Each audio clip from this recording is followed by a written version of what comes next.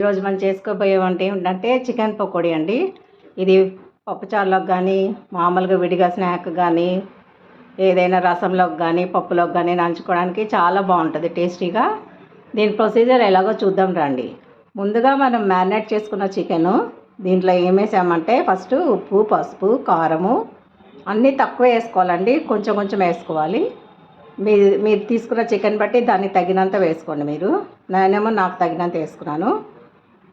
Chicken, ఉప్పు, పసుపు, కారం, అల్లం వెల్లుల్లి పేస్టు, నిమ్మరసం, 1 స్పూను పెరుగు. ఎక్కువ వేయకూడదండి పెరుగు, ఓన్లీ 1 స్పూన్ వేసుకోవాలి. 1 or 2 స్పూన్స్ చాలు. ఇంతవరకు మ్యారినేట్ చేసుకుని ఒక 5 hours ముందు పెట్టుకోవాలి, లేకపోతే ఎస్టర్డే ముందు రోజైనా పెట్టుకోవచ్చండి. తీసుకొచ్చుకొని ముందు మనం మైదా పిండి 2 స్పూన్స్, కార్న్ఫ్లవర్ 2 స్పూన్స్. కొంచెం కార్న్ఫ్లవర్ ఎక్కువ వేసుకోవచ్చండి, ఏం కాదు. కార్న్ఫ్లవర్ 3 స్పూన్స్ అయితే మైదా పిండి 2 స్పూన్స్, లేకపోతే ఈక్వల్ వేసుకోండి, 2 స్పూన్స్ వేసుకోండి. దీనికి పెప్పర్ వేసుకోవాలండి. పెప్పర్ మ్యారినేట్ చేసేటప్పుడు వేసుకోవచ్చు, లేకపోతే ఇప్పుడైనా వేసుకోవచ్చు. మీరు ఇలా పెప్పర్ అప్పటికప్పుడు వేసుకుంటే ఫ్లేవర్ చాలా బాగుంటుందండి.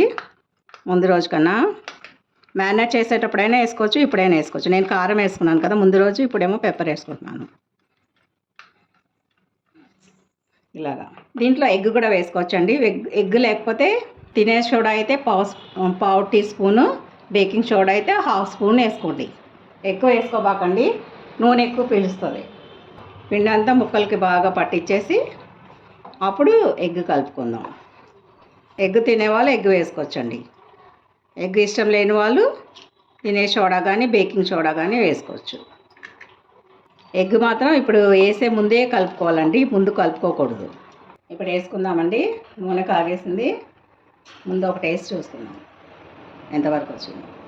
ఎక్కువ హైలో పెట్టేసేవాకండి మంట, కొంచెం స్లోగా ఉడకాలి, అప్పుడే చికెన్ లోపల ఉడుకుతుంది అనమాట. మీడియం కాదు, హై కాదు, లో కాదు, మీడియంలో పెట్టుకోండి ఎప్పుడైనా. లేకపోతే పైన రంగు వచ్చేసేసి లోపల ఉడకదు. మైదా పిండి, కార్న్ఫ్లవరు, మిరియాల పొడి, ఎగ్ కలిపాం కదా.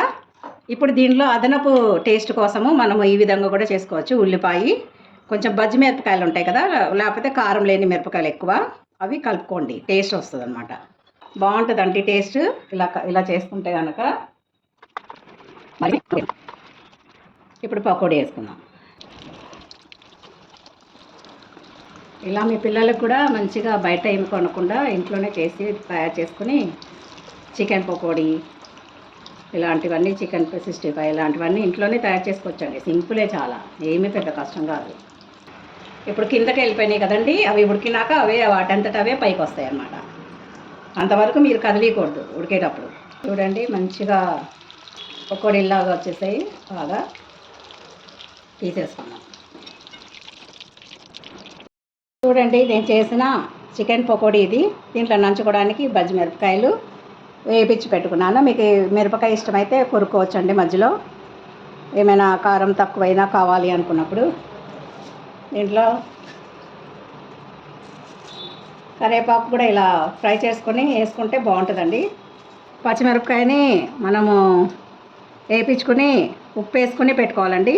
ఇవి బజ్జి మిరపకాయలు, కారం ఏమి ఉండవు అనమాట, బాగుంటాయి టేస్ట్గా చాలా.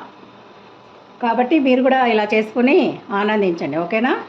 బాయ్ అండి. మీకు నచ్చితే కనుక లైక్, షేర్ అండ్ సబ్స్క్రైబ్ అండి.